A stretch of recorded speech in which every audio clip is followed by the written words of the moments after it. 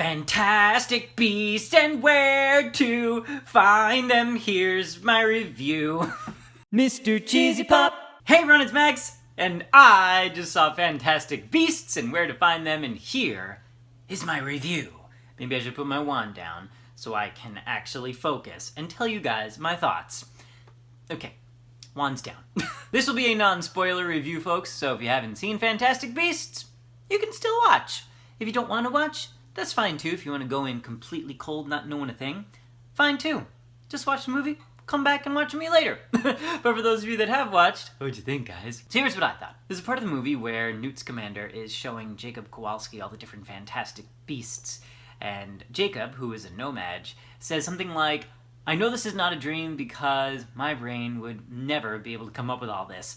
And crazily enough, it was like moments before then that I was thinking to myself in the movie, J.K. Rowling, how? Like, what kind of brain does she have to be able to come up with all of this magic? And how lucky we are to be able to see and read and see again this magic and new magic now come alive right before our eyes. We're just really lucky to be able to witness this. That one person can have that much magic and that much imagination and creativity in her brain to give us what she's given us. And in Fantastic Beasts, she does just that. So let's start with Eddie Redmayne, who I thought was actually quite wonderful as Newt Scamander. If I was playing Newt, I think I would kind of do it like that too. He's very introverted and shy and kind of just very bumbling. He's very much like this. And I think it works really well. We don't really know Newt that well yet, though, as we don't really know a lot of the characters that well yet. When you see the movie, you will... That is kind of a frustrating thing, I will say that. Jacob Kowalski, who is played by Dan Fogler, I think steals the show. He's just a fantastic character. He's a nomad who is just an innocent bystander pulled into all the craziness, and his character is just filled with so much sincerity and heart, and it really makes you love him, and I think you're able to connect with him more than any other character in the movie, right? Tina Goldstein, played by Catherine Waterston, finds out that Newt is a wizard, and they kind of team up together. She's really great. I'm really interested to see more of her. And her sister, of course, is also a wizard who can read minds and is fantastic.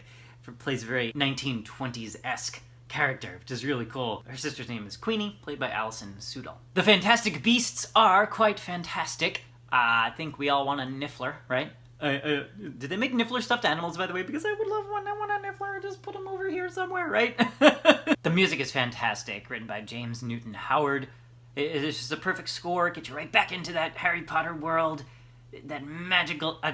it really sets the tone of the whole movie. Wonderful. So I've talked about the four main characters and the score and the beasts.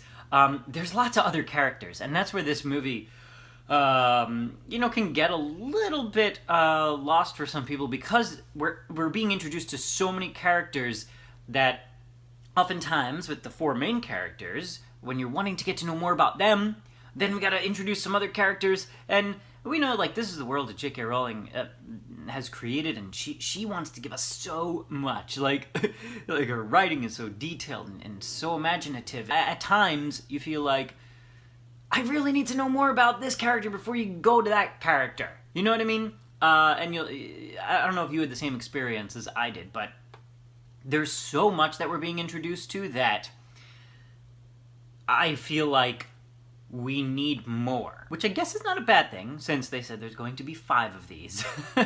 But that's what a lot of this movie also felt like. Lots and lots and lots of setup, and it's a first movie after all. So we need to know a lot more, and when you're introduced to this many characters at once, it's a lot to take in. So what ends up happening is that, you have a lot of characters that really don't get a lot of screen time, so you don't really get to know these people very well. Lots of underused characters, lots of questions. It's a gorgeous movie. The costumes, the effects, the staging, the scenery, beautiful stuff. But we just don't really quite know these people yet. And I guess we're just gonna have to wait till the second one, because when the movie ended, I was like, well, geez, I'm ready for more. I want to learn more about these people, about this whole world. It's a new wizarding world that we don't know. And that's the interesting thing, too, is that when, like the first Harry Potter movie came out, we'd already been immersed in the books for quite some time. I think we'd had 4 books already by then. So we knew that inside and out. And this is a brand new thing. We don't know anything. Very little. But that's the one thing I felt like, you're giving us so much stuff at once and so many characters, and one character's on the screen for like 1 minute and then we're going back to this other character. So it's the only thing that I would say. Of course, there is an overlying message of tolerance and inclusion, and at this time in our world, J.K. Rowling obviously makes a great statement, and we know that she believes in that a lot, and that's really great. So I think we could all use that at this time too. But overall, I really had a great time at the movies. I mean, when you can escape into a world of magic, I just love getting lost in this world. We could all use some magic, right? Yeah. So there you have it. There is my review of Fantastic Beasts. I shall give it 3 wands out of 4. How about that? Maybe 3 1/4. Okay. I thoroughly enjoyed it, guys. Now I would like to hear from you guys. What did you think of Fantastic Beasts? Let me know in the comments below. Like, subscribe, check out the Patreon page, and have a magical day, everybody. Bye. Mr. Cheesy Pop!